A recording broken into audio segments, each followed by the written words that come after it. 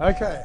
Hi, I'm Graham Boynton, and I'm here at Pure Life Experiences annual Editors Roundtable. And I have with me three of the more distinguished editors in Marrakesh. Firstly, Jennifer Flowers from Afar, on my far left. On immediate left is Flora Stubbs from Travel and Leisure, and Maria Schollenberger from How to Spend It. So I guess the first question is, how do small boutique properties get their name in these significant magazines? So let's start with Jennifer on the left. Well, I was saying today that, as editors, we are so dependent on people around the globe, like people who are entrenched in their destinations, who really know what they're talking about, who we trust as our ears to the ground. So I think as a small company, to find these people, which, can take some time, it's the best thing, because they have a direct link back to us, and we're inundated with so much information that it's really helpful to have, again, like that ears to the ground person who's telling us about your property, because they have our ears, and they're our ear, and they trust us. Laura, how do they get through to you? I think it's a case of identifying what makes their property unique.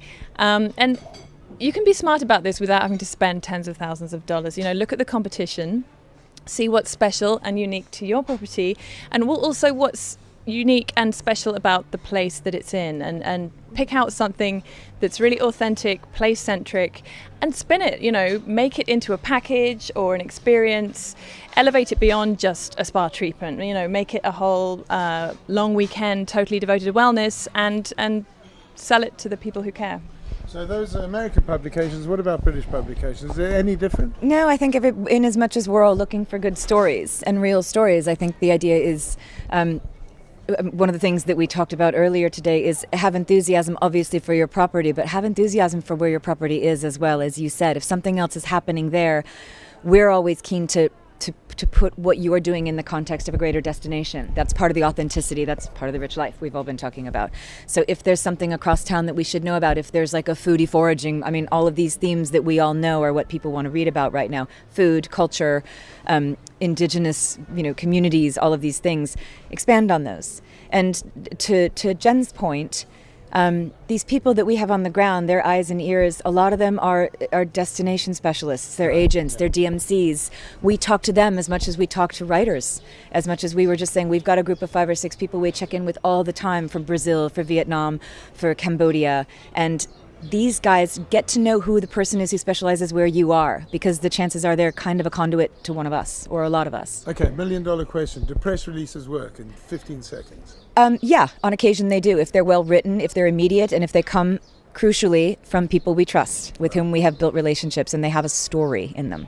Does that sound right? I second that, exactly what Maria said. It's definitely, if it comes from somebody we trust, then we're much more likely to read it, digest it, because we know it's going to be something good. So. But you get a blizzard of press releases, don't you? We do. I would say think very carefully about the subject line, because that's what's going to make the difference between deleting or saving for me.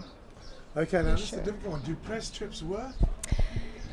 Your writers take press trips? On occasion they do take press trips, and I would say that yes, they can work if everyone is smart about it, and you know what the writer is going to be doing, and the writer knows what you're going to be doing. I think it can be a useful tool. Yeah. You don't take it? We don't. No, we do work sometimes with accommodation and other providers on press discounts.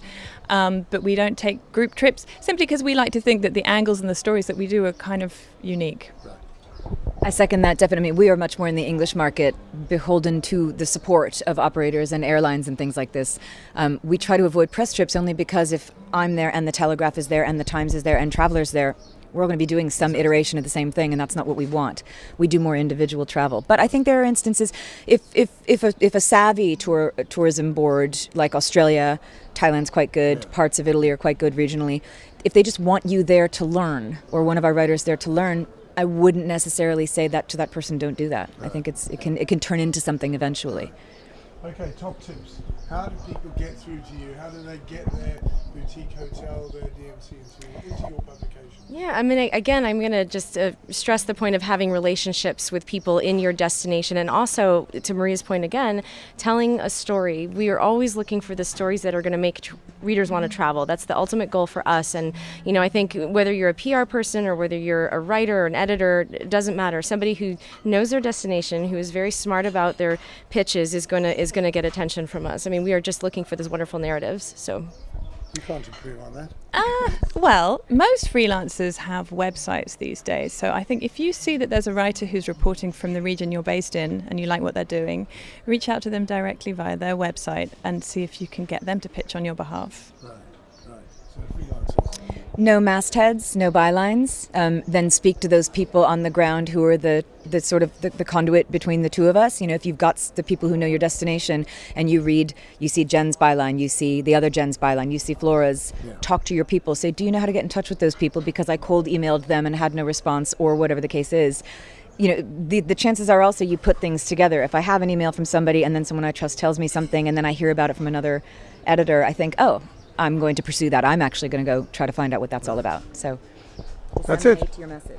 There you have it. You have it from the experts, the leading editors in travel magazines.